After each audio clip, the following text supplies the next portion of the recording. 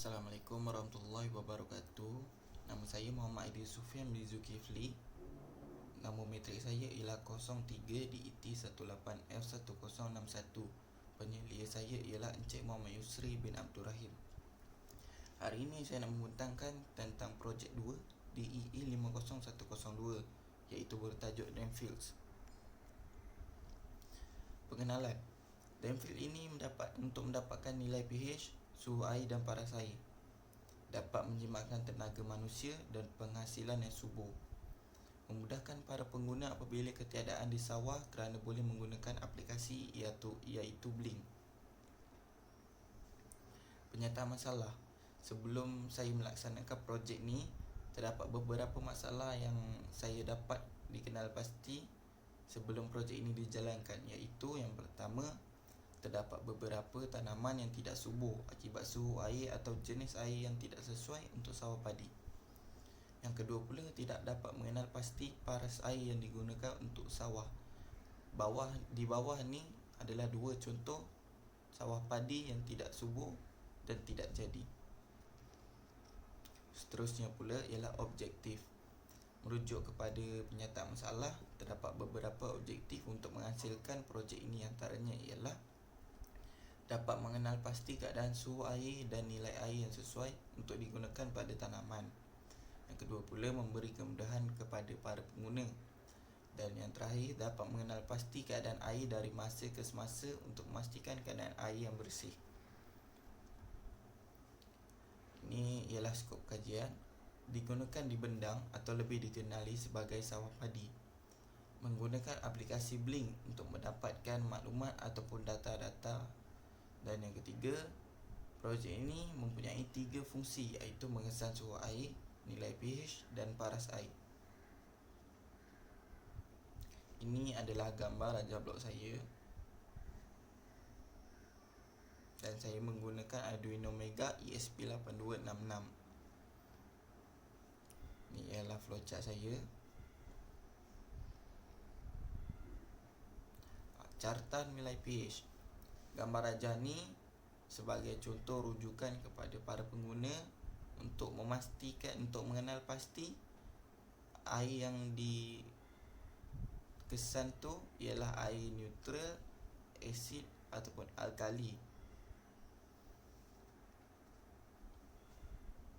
Coding. Di sini coding saya menggunakan Wi-Fi. Di situ saya tulis nama Wi-Fi saya dan password Wi-Fi saya untuk connectkan kepada Arduino ataupun Blink. Dan ini kedua kod saya, sambungan kod saya. Ini ialah carta milestone saya. Jadual tanaman mengikut kesesuaian. Keadaan tanaman ialah subur. Ia mempunyai 20 hingga 30 darjah Celsius sahaja untuk mendapatkan tanaman yang subur. Dan seterusnya ialah sederhana subur, kurang subur, asid sulfat, kurang asid dan kurang alkali. Kita boleh tengok nilai suhu dia dan pH unit dia, di mana kekurangan asid ataupun kita kekurangan alkali. Kesimpulannya, projek ini dapat membantu para petani yang sering mempunyai masalah terhadap sawah. Selain itu, ia memudahkan lagi kerja para petani kerana ia dikendalikan menggunakan aplikasi iaitu Blink. Di samping itu juga, sawah padi yang ditanam akan subur kerana petani boleh mengenal pasti keadaan air yang digunakan sama ada baik atau tidak.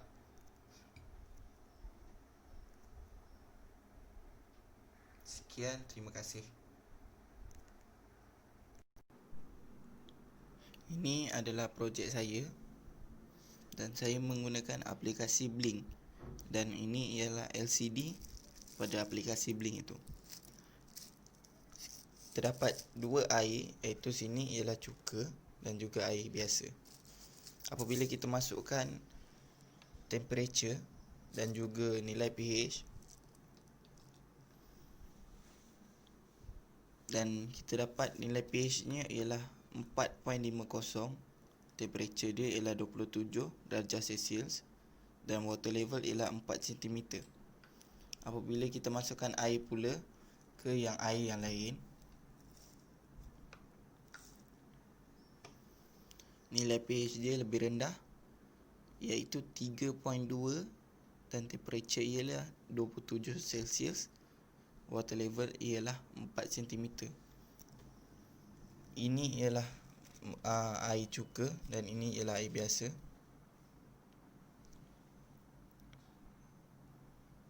Bila nilai pH terkena kepada air lain, dia akan terus memberi data-data kepada blink ni.